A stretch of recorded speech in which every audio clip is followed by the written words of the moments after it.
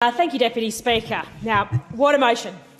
It's not surprising that this has come from the member for Goldstein. He's always on hand to complain about the issues that have come as a direct result of his party's failed decade in government. They're good at the rhetoric and they're good at the manufactured outrage.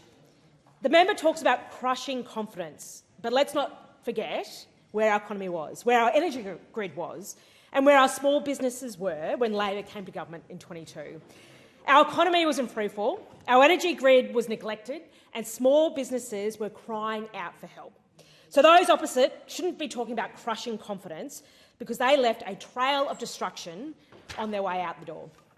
The motion claims our energy policies are driving up bills. Deputy Speaker, that's rich coming from a party that, when they were in government, had 22 different energy policies and delivered exactly 0 of them.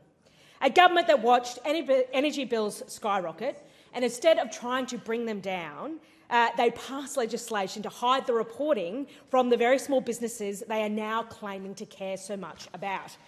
But the member for Goldstein need not worry, Deputy Speaker, because Labor is cleaning up after their decade of delay and denial.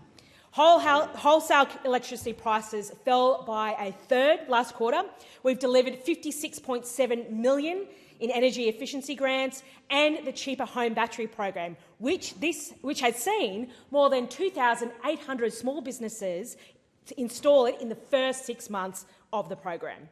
It must be odd for the members opposite to see a government that doesn't just talk about power bills, but actually is doing something about it, helping small businesses buy the kit to lower them permanently.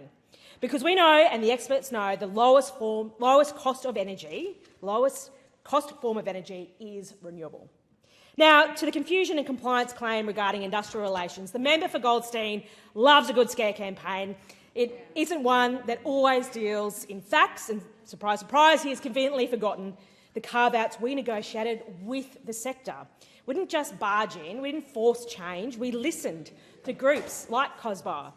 That's why there is a 12-month delay for casual conversion in small business, a 12-month delay in the right to disconnect, and a voluntary wage compliance code so honest employers aren't treated like criminals for administrative errors.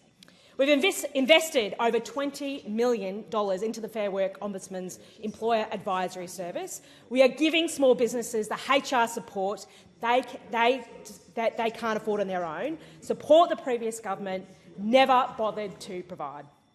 And just to be clear, Deputy Speaker, when those opposite stand up and say they want to repeal our industrial relations reform, they use small business owners to advance this position. But what they're really doing is trying to screw over the working people, usually those on low incomes. The motion says we've abandoned small businesses. I mean, really, we've legislated the instant asset write-off extension. We've delivered tax cuts that benefit 1.5 million sole traders. The former Shadow Treasurer, now Leader of the Opposition, called these tax cuts a cruel hoax. Well, I'd invite him to come to my electorate and tell the sole trader that more money in their pocket is a hoax.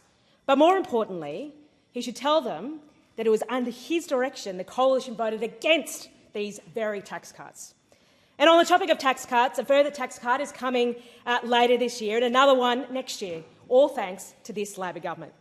Deputy Speaker, the opposition loves to claim they are standing with small business, but in reality, they're simply standing around complaining. Now, we do know this.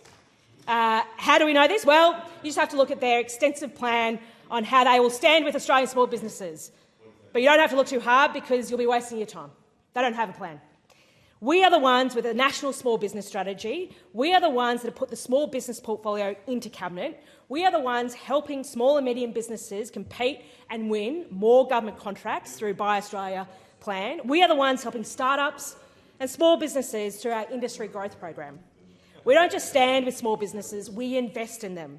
We consult with them and we respect them enough to provide actual policy instead of just complaining. This is a ridiculous motion and I stand against it. Thank you.